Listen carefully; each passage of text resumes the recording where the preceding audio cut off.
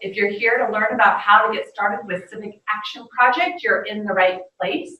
Again, if you need us to speak up or slow down, go ahead and use that chat section and we'll make sure that we take a look at that and monitor it.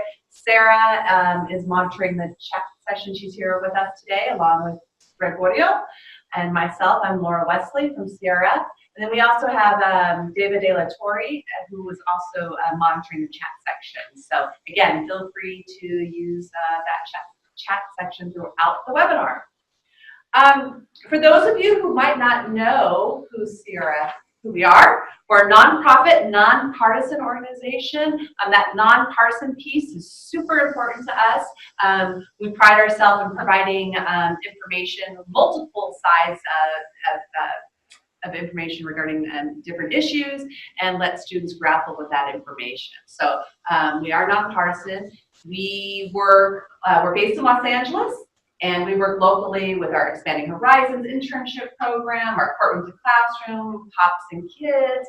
Statewide, we're responsible for the California Mock Trial program. And then nationally, we have our Civic Action Project as well as our Bill of Rights in Action, which goes out to about 40,000 teachers across the nation. So if you aren't already on our list to receive our free Bill of Rights in Action, you can sign up on our website.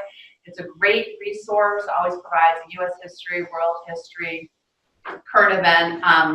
It includes readings, content readings, as well as discussion questions and hands-on activities.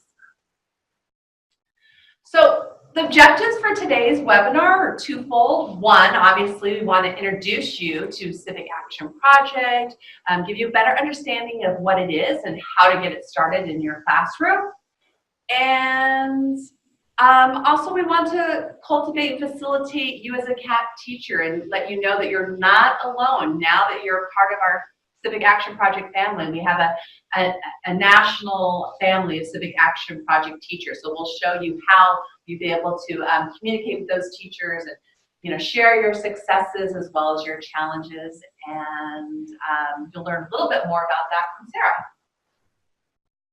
Hi everyone, good afternoon, good evening. Welcome, thanks a lot for joining us today. So like Laura said, today's webinar is just one part of what we hope will be ongoing work together. So the goal for really this webinar is part of a professional development sort of support program for this semester. We hope that after this webinar, you'll be able to start teaching CAP in your class and let us know how it's going.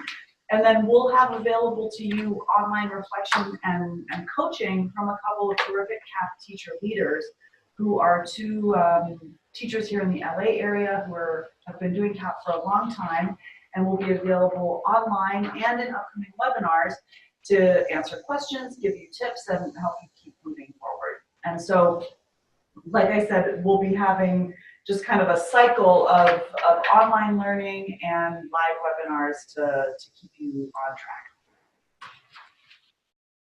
So what is Civic Action Project? Well, it was originally designed as a web-based practicum for teaching U.S. government. So the thought being that the students would learn government and then they would actually apply what they learned through a Civic Action Project. Since then, we have learned over past many years, teachers have used Civic Action Project whenever they want a quality project-based learning opportunity for their students. So they've used it in English language arts, they've used it in Latin American studies, in science classes, in social justice classes. So really, Civic Action Project has really grown from just being a practicum for government to satisfy almost any subject where there's a project-based learning component. Many schools, as Laura's pointing out, many schools have service requirements of some sort. And instead of having students log in volunteer hours, as Laura mentioned, some teachers really want their students to have a meaningful experience with engaging an important issue in their community. Because ultimately, we really want students to emerge from this experience really feeling confident and enough to influence some of the important decisions being made about important issues and problems in their community. So it's really another level above in terms of really providing with that type of civic experience that sometimes simply volunteering doesn't do. But we've also aligned this with classroom content, so it really makes the teacher classroom friendly as well. Right, so I think you pretty much covered that. It also provides students opportunity, when I hear you say that part, opportunity for students to connect with influential people in their community. So through their civic action project, after they're identifying their issue, they're actually going into the community, they're finding out who's responsible to address a specific issue, and they're trying different ways to influence those people. And they're also getting those practical and professional skills that are necessary, you know, beyond high school. And absolutely promoting their success beyond high school. As they start developing their projects, they're going to experience, like many of us adult professionals experience, working in groups, meeting deadlines, and actually presenting some sort of product at the end. As we frequently tell students, that's what adults get paid for beyond high school. So that's really a big incentive for them, that they're going to be getting this type of professional development and really focusing or developing it based on something they really care about. so the CAP essentials. CAP is pretty streamlined. There's 5 basic lessons that Gregoria will walk you through, and those are really the content behind what students need in order to do a successful civic action project. In addition to those 5 lessons, there's other lessons that a teacher might choose to use if they see that their students are struggling in a specific area. But there are only 5 main lessons that that teachers need to teach. And then after that, there's also the planners that we'll go over in the next webinar next week, that really lead the students through the civic action project process. It really helps plan out their actions, you know, day by day. And then it ends with a culminating activity where students have the opportunity to present what it was that they were working on and the actions they took, and reflect on those actions. And ideally to an audience beyond the campus or the classroom wall. That's what makes it a project-based learning resource, is that it allows students to engage a constituency that they feel is either impacted or also feels the same way they do about whatever issue or problem they targeted with the CAP project. So I think at this point, what we're going to do, we're going to log into the CAP website, take you to the CAP website. This is the platform where you're going to be able to find all of the different CAP resources. And when you log in, if you haven't registered yet, hopefully you will soon, when you log in, it will direct you to this personal dashboard. And as you can see, we have the core traditional CAP lessons. We've also developed a strand of CAP lessons for AP Government. And we also have a teacher forum, which we're going to provide more details about that in just a few moments. But let's go to that first box right here that says Getting Started with CAP, which happens to be the goal or purpose of this particular webinar. And as you can see, it'll take you to the Getting Started with CAP page. And the first thing, as I mentioned before, is to register yourself on the CAP website. The next step is to enroll your students. And but to do that, you simply go to the Submit Class Roster box right here. You click on that, and we've made it really easy. After you provide some basic information, identify yourself and the school that you're with, you can either upload a Word document, an Excel sheet, or literally simply type in student names. And then you can simply forward them, and within 24 hours, you will receive usernames and passwords for your classroom. So one of the benefits of registering your students for the CAP website is that they'll be able to access the online planners, which will help guide them through the CAP process. They'll also enable them to post on our Connect tab, where there's a discussion board that's moderated by our CAP youth board, where they can ask for help or post about their specific issue that they're working on. Right, and get some feedback from other students around the country actually working on their own CAP projects, frequently on the same issue. So once again, once you've registered and enrolled your students, everyone has your usernames and passwords, you would then start delivering the CAP lesson. Well, I'm going to go to that lesson page. We're back at the dashboard. We can click that lesson box. You'll see 15 CAP lessons, of which the first 5 we consider to be the core CAP lessons that will provide your students with a sound and strong foundation to develop their CAP project. So let's look at that very first lesson, a different kind of government course.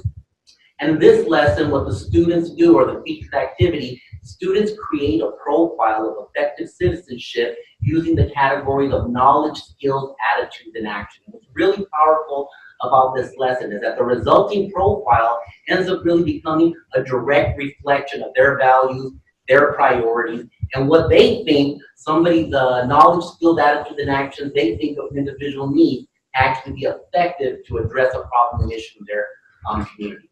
So each lesson comes with an overview, standards alignment to the 12th grade government course, which CAP was originally designed for because that's where public policy is focused on. But as Laura mentioned earlier, any teacher, high school teacher who wants to provide their students with a project-based learning experience has been using CAP. It's also aligned with the Common Core State Standard and the Civic Mission of Schools Proven Practices. If you click here, these are the proven practices, and we pride ourselves, our work is informed by the research, and this is the study from which those proven practices were derived.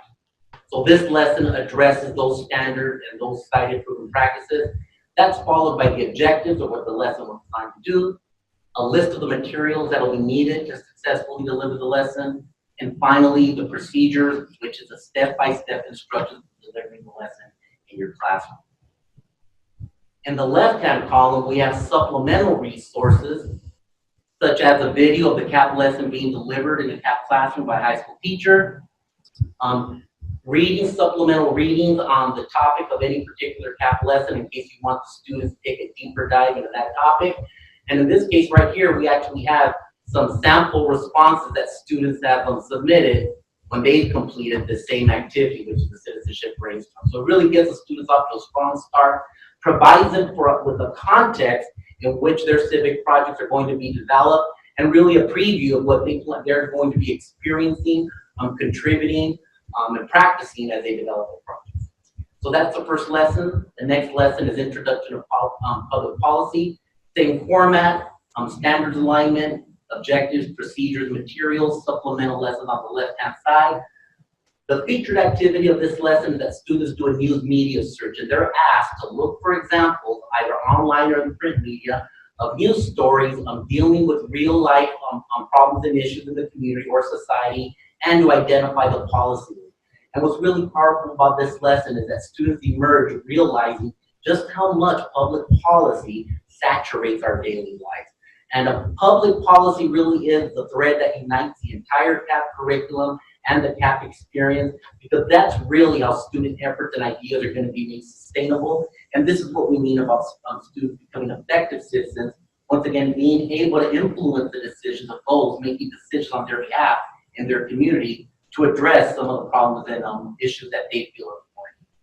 This lesson 3, problems, policy, and civic actions, critical threshold in the CAP process, because this is where the students will be narrowing the focus of their CAP project by identifying a broad issue such as maybe the high school dropout crisis, identifying causes and effects, and then selecting one cause or effect to become the focus of their CAP project. So for instance, they might say, we're going to address the high school dropout crisis in our school by focusing on peer pressure. So then that becomes the focus of their CAP project. They're going to be addressing peer pressure in their school to address the high school dropout crisis. At this point, this is where the students would be introduced to the first planner, the project proposal. We're going to have a whole webinar that's going to go over the details of each one of those planners. But the planners essentially are a series of prompts that allow the students to not only document all of their civic actions, everything they've done and everything they've learned, reflect upon those civic actions and how it's going to inform their next civic action. It also gives you a way to become that teacher coach, because this is when your role as a CAP coach emerges. You're going to be reviewing these planners if you decide to use them, to review their progress, let them know whether to move ahead, and maybe provide them with some feedback that can help them develop their projects. Next lesson, introducing policy analysis. What we've done here is we've picked out examples of real news stories from around the country dealing with specific problems or issues that have a policy link. Students complete the reading, they then complete a worksheet, which is really a series of comprehension questions about the policy and the problem that was described, and then they get to decide whether they think that the proposed policy is an effective way to address that particular problem or issue. And finally, lesson number 5, we have 2 versions of this lesson. We're going to go to the very first one, which is the original version, policy analysis. And this lesson is a great example of the three branches of government interacting to first draft and adopt a policy, enforce the policy, and ultimately have to rescind it because it was deemed being unconstitutional. This is based on the Chicago Gang Injunction. People be Morales. Yeah, people be Morales. Chicago Gang Ordinance. Once again, a great example of the three branches of government interacting on a single policy. And once again, gives students an idea of just how important policy is to deal with issues, but also sometimes a policy can be the problem. So once again, it leads them to start thinking about the grade analysis tool, which we've developed to actually examine and analyze that policy and decide whether the policy they've looked at in the Chicago Gang Ordinance was actually an effective way to deal with that particular issue or problem. Sarah will talk to you a little about the civil conversation version of the same lesson that was developed.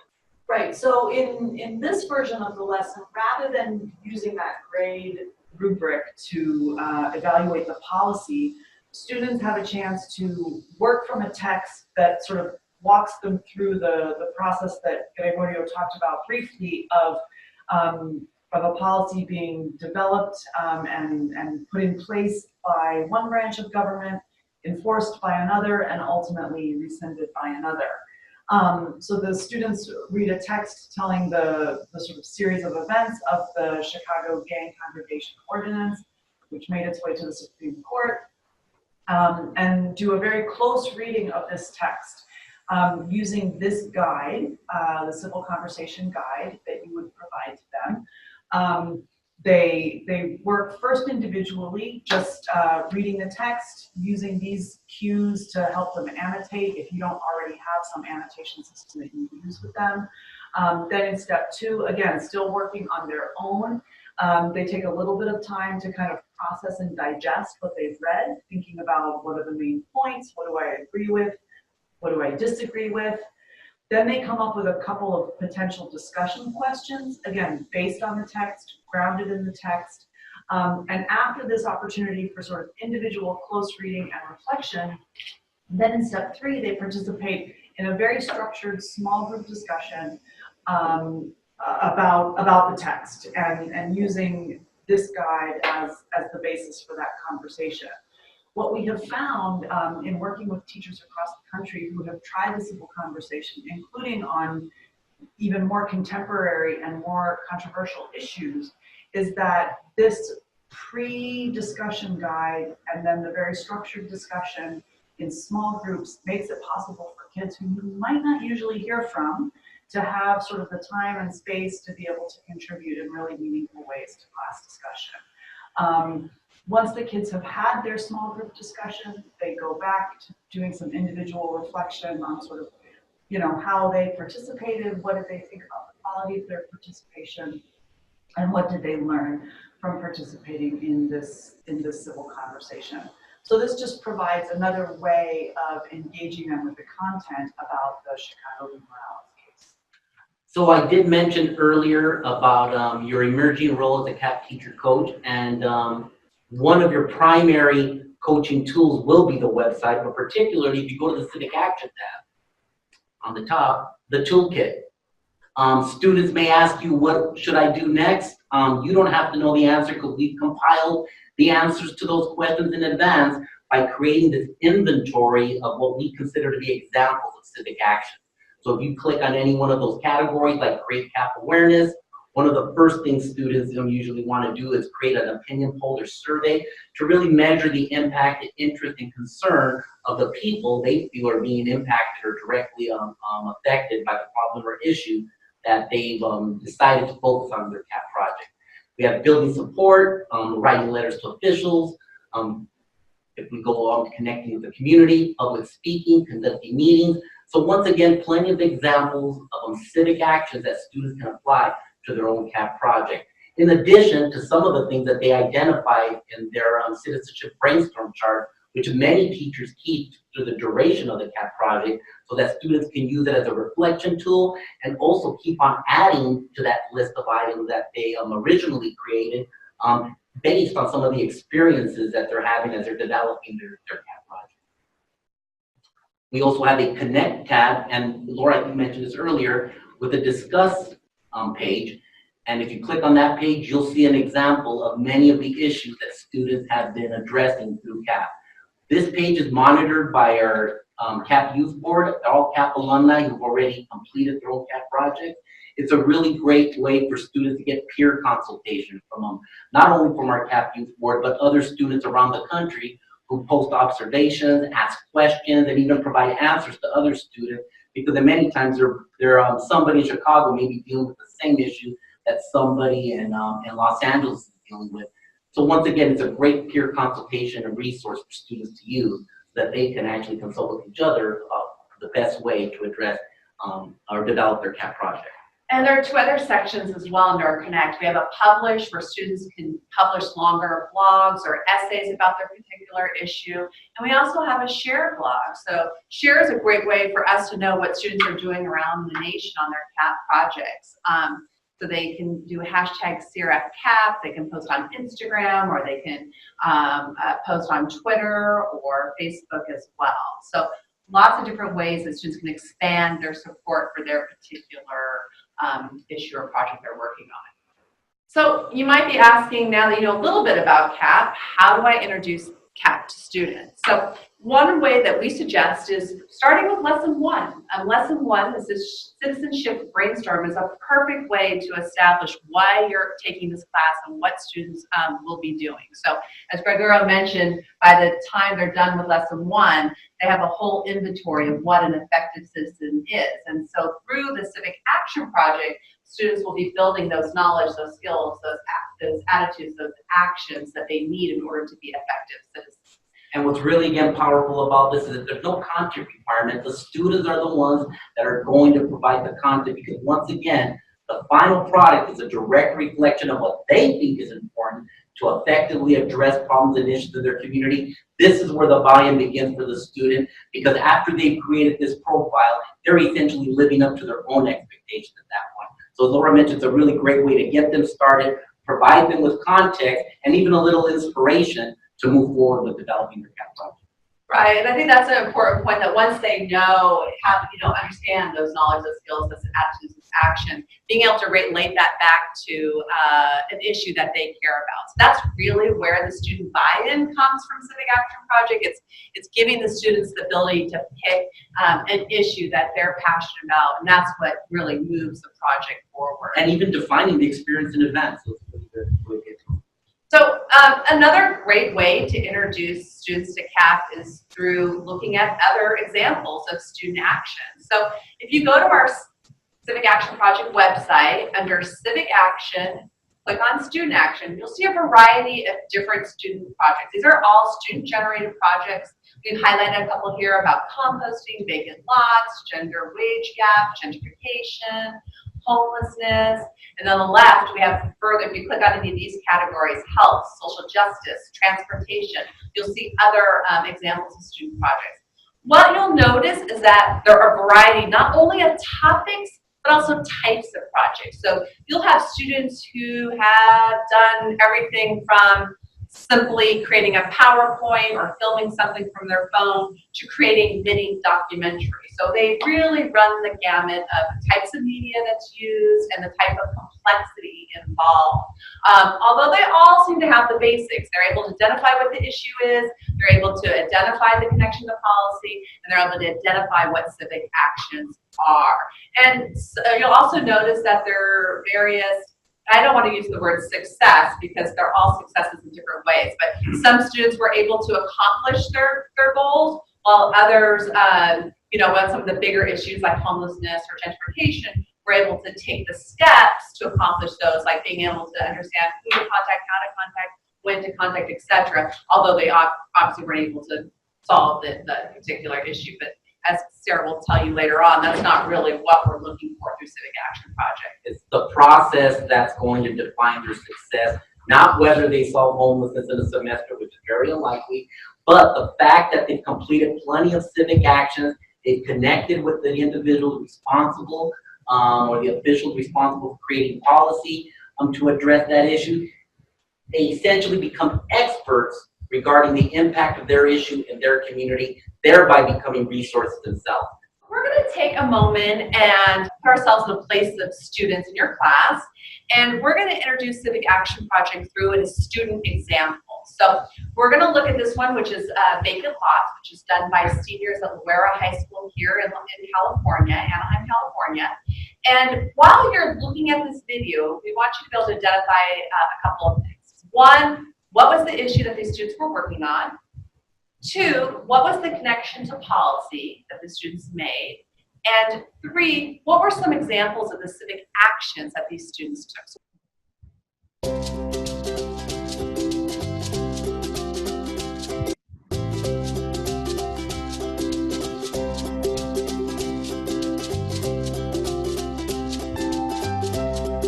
So, shortly after starting our investigation with the community map and conducting interviews on fellow members of the community, we noticed something that caught our attention. For one, in the interviews, many hinted at the fact that their community lacks certain resources, and from those comments we realized that many useful community assets could easily be put in place of the empty, unused land abundant within our community. After going over interviews and conducting research, we chose to investigate what could possibly be done to convert vacant lots / abandoned property into community-based properties. From there, we compiled a list of supporting questions, which include: what are some substitutes for vacant lots? How do vacant lots affect the community? What is the process involved with converting vacant lots into actual assets? And finally, what type of control does the City of Anaheim have over vacant lots? The first step we took in order to obtain more information regarding vacant lots and city planning was to check the Anaheim City website. It was here that we discovered a virtual map that went by the name Andy's Map. Andy's Map allowed us to investigate the construction of new projects in the City of Anaheim, while also providing information on proposed ideas for vacant lots. Although most of the construction going on in Anaheim had to do with the restoration of deteriorating businesses, we took note of the various residential complexes and unnecessary hotels that were proposed for development. These expensive projects in our community is what led us back to one of our root causes for vacant lots, which is the rising prices in housing that leads to foreclosures. Considering the fact that 24% of Anaheim's residents make an annual income of less than $25,000, the possibility of foreclosures seems likely in our neighborhood. Next, we searched for possible solutions for the vacant lot problem. While also considering the lack of resources and services that our neighborhood possess, we came across various articles regarding the use of vacant land. Where Tipster's 50 creative uses for raw land was the most helpful. The article mentions the development of parks, community gardens, and parking lots, which are community assets that Anaheim fails to provide for its growing population. Not only would these additions be aesthetically pleasing, but they would also be beneficial to the surrounding communities.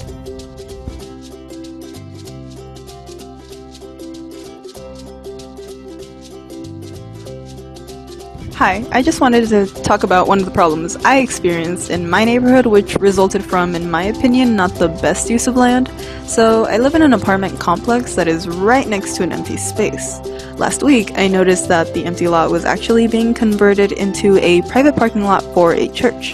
In the past few years, I actually noticed that a lot of residents from my apartments were struggling to find parking after the nearby homes were limiting available parking spaces with city-issued parking signs. That gradually forced more families to park in the nearby parks, such as Majeska and Barton Park. That also led to an increase in issued parking tickets among the residents who have more cars than parking spaces allotted to them by the apartments. I felt that this issue could have been relieved if the city saw that the empty land could possibly be made into a parking lot for the apartments or homeowners, but I do acknowledge that that may not be a very realistic possibility. The point is, things like this happen all the time where an unused piece of land goes to waste on something that may not actually be of any good use to the community. Finally, we wanted to find out if there was an existing task force that was already tackling the issue of vacant lots, so we reached out to David C., a principal planner from the City of Anaheim, via email. According to Mr. C., there is no task force in existence, but he did mention that any complaints concerning unkept lands should be reported to Anaheim's Preservation Force. He also brought up the fact that most people do not discuss the possibility of construction on the vacant lots because of fear that something unwanted will be created. So for our action, we created a PSA to inform the community and others who may want to take action and put their own community vacant lots to good use. Here is just a short clip of the video.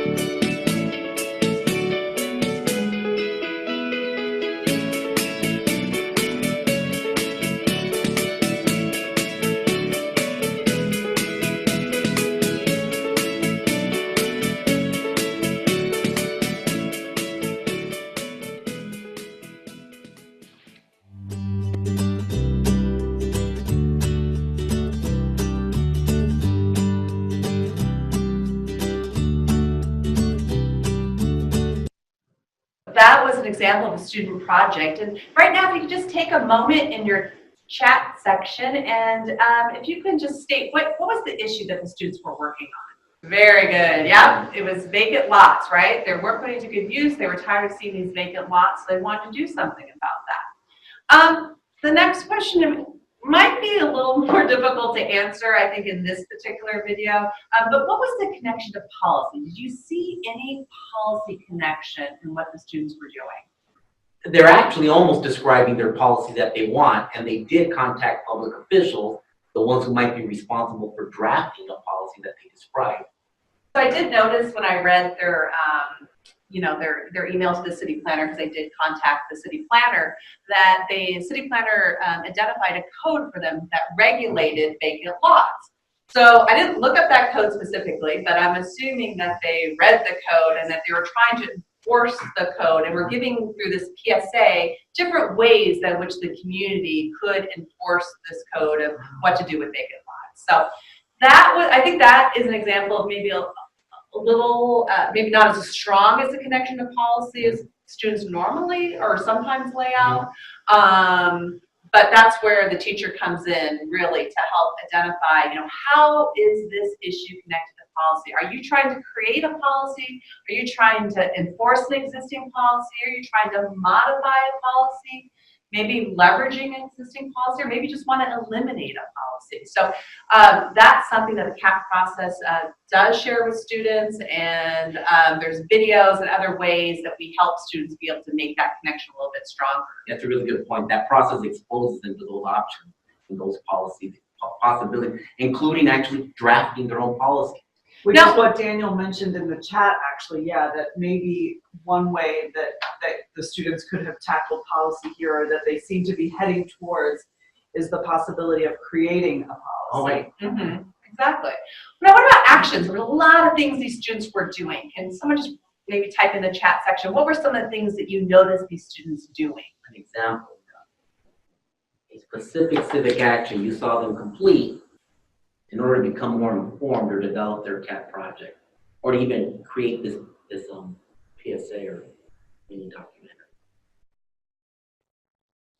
It says contacting a public officials, which may have been the very first time they've ever even considered doing such a thing, or even really being conscious of the fact that there are decision makers in their community. Just the fact that they were provided with a platform that compelled them to actually engage these public officials. Right, and they actually did a survey. You're right, and Lisa, they also went out to the public. They looked at actual locations of vacant lots. As you mentioned before, they contacted city officials. They created a PSA to advise people what to do when they saw vacant lots. Another little detail that I noticed on their PSA, they closed captioned it. They actually went to the trouble of closed captioning it. To me, is another civic action. They're trying to make sure they include as much of an audience as possible. I thought that was a really great detail that they included in their video. Yeah, and I also liked how they used statistics. Really, they used statistics to kind of bring people in to explain why this issue is important. And most importantly, what we hope all our students will do at the end of any project is they cited their sources, right? They showed us where they found this information at, which is an important part of any project. All right, so that video is a perfect example of what we call the CAP experience. Students were able to take the content that they learned in their class, specifically a government class. They found an issue that mattered to them. They found a way to connect that issue to policy and to take as many civic actions as possible to try to impact that specific issue. And then they made a presentation of that issue. In this case, the students created a CAP folio as well as a PSA to share with others. And they've really become experts on this issue in their community. So that's a really great outcome of that experience. Yeah, I mean, as teachers, I think one of the things we're always, concerned about is, okay, this sounds like a great project, this sounds like a great initiative, but I'm expected to be assessing my students all the time for a whole range of skills that I'm supposed to be teaching. And we know that, and we think that CAP actually provides some great opportunities for performance-based assessment on a whole range of really core academic skills and lifelong skills. Like Gregorio mentioned before, I'm going to jump to the should not part. When you're thinking about assessment with CAP, we're not assessing kids or evaluating kids based on whether or not they solve the social issue that they've chosen to address. It's not that we haven't had some amazing examples from kids across the country who, got a new traffic sign installed, or changes made to a bus stop, or even local or state laws passed. But really the goal of the CAP is for students to go through this process. So your assessment throughout, and we'll be talking about this more in a webinar on November 8th. But to already go into it thinking about it now, you should be thinking about, or should be focusing on, okay, how can you assess and what evidence is there of your kids doing some real critical thinking here? What's the quality of the policy analysis they do, maybe in something like lesson 5, which we showed you, where they work through that grade policy analysis rubric. How deeply do they dig into these issues? Where do you see evidence of students' ability to identify, seek out, communicate with people who can help them make an impact on the issue that they care about? And where do you see evidence of your students demonstrating organization and follow-through? These are the kinds of academic and life skills that the kids are really gaining through their experience with CAP. And like I said, we'll be helping to orient you a little bit more in just a couple of weeks about some of the additional resources we have available to you to help you do this. Right, and if you can't wait until the next webinar next week, you can also just type in assessment on the CAP website, and you'll see some examples, some teacher-created resources on assessing the Civic Action Project. We are really appreciative that you guys made some time this afternoon to join us here for this webinar. But this is part of an ongoing professional development initiative that we're working on this semester. So this series of webinars is going to continue after today, like we mentioned. Next week, next Wednesday, our webinar is going to focus on really some of the nitty-gritty of helping students to plan, carry out, and document their civic actions. Just like the various civic actions we saw evidence of those kids having taken in that video, we're going to help you next week to really get some pointers and tips on how to do that. And Patty Vasquez, who you see on the bottom of your screen there, is one of our CAP teacher leaders. She's a history and government teacher at Bell Gardens High School here outside of LA. And she's going to be joining us next week to talk about her experiences helping students do that planning and taking action and documenting. On November 8th, like I mentioned, we're going to have a webinar that's focused on assessment and also on how to showcase your students' work at the end of their CAP. So what kind of culminating activities can you help to organize to really highlight the work that your students do? And for that, we'll be joined by Quinn Riddle-Ortiz, who's one of our other teacher leaders. Quinn teaches at Alliance Environmental Science and Technology High School here in LA. And she'll be talking with us, or joining us for that one, for that second webinar. Both Quinn and Patty, as our teacher leaders, are the people who facilitate the teacher forum on the CAP website. So we're going to show you where to find that in just a second. On your dashboard. So when you log into the CAP website and you find yourself at your teacher dashboard, you'll see across the top there where we started before with the CAP lessons and the CAP lessons for AP government. On the far right hand side is the teacher forum. Just click on there, and that'll take you to a few things that are going on there. The blue button is for professional development, which is where we've put together some prompts to help you guys just do a little bit more focused online reflection and get some more coaching from Patty and Quinn. We've got some guiding questions based on feedback we've gotten from teachers over the years, just to help sort of channel the conversation about common tips and things that you might need to know. If you have questions that don't fit neatly into those prompts or topics that we'll be adding to as we move through this cycle of webinars, there's a frequently asked questions button. There you'll find answers to a number of frequently asked questions, but if there's any question that you have, sort of a quick question that isn't answered on the top of the page, just click on the Add New button and let us know something else that you're wondering about, and we'll get back to you. Either me or Quinn or Patty will get back to you. Finally, as you move through this process, on the right-hand side of the teacher forum, you'll see the red Share Your Story button. We love hearing about what you and your students are doing, and we want the opportunity to be able to spread the word about your accomplishments and expertise. So please help us to recognize you and your students.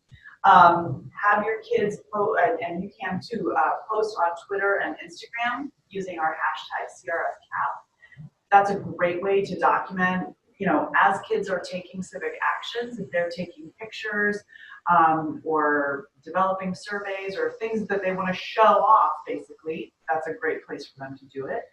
If you haven't already, like Constitutional Rights Foundation on Facebook so that you can easily tag us in your posts. And then if you have stuff from your work or your students' work that you'd like to share, but don't necessarily want to do so via social media, you're welcome to upload photos or samples of your students' work here on this page or through our file sharing service. It's a really big file. In short, we love hearing from you, and we want to help you brag about everything that you and your students are doing. So if you share it with us, we can share it with more people. The next steps in our learning process here is we hope that you will feel ready to teach lessons 1 through 3 and check in on the forum. Let us know how they go. Join us for the upcoming webinars that we have, like I said, next week, and then another one on November 8th.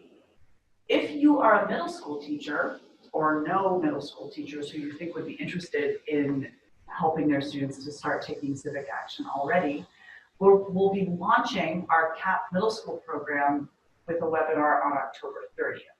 So, so please spread the word about that.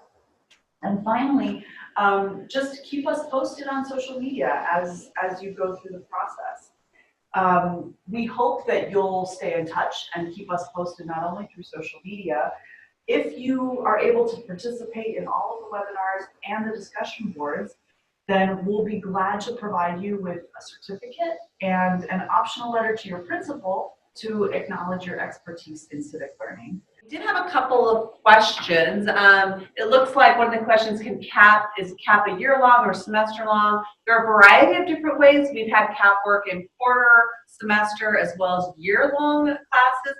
Obviously, the longer you have, the more chances students are able to, opportunities students have to impact a particular issue. But time is limited, and so it can be done in a quarter time frame, if necessary. And then, can CAP be added to a learning management system? I think if you just email us, we can figure out how to do that. We'd love to, figure out how to upload CAP to a Google Classroom or whatever that you're using. We have, which we'll learn next week, our CAP planners are kind of an online learning management system that you can use on our website, but we understand that most teachers have their own, so we can try to accommodate you. If you just want to contact one of us, we're happy to figure that out.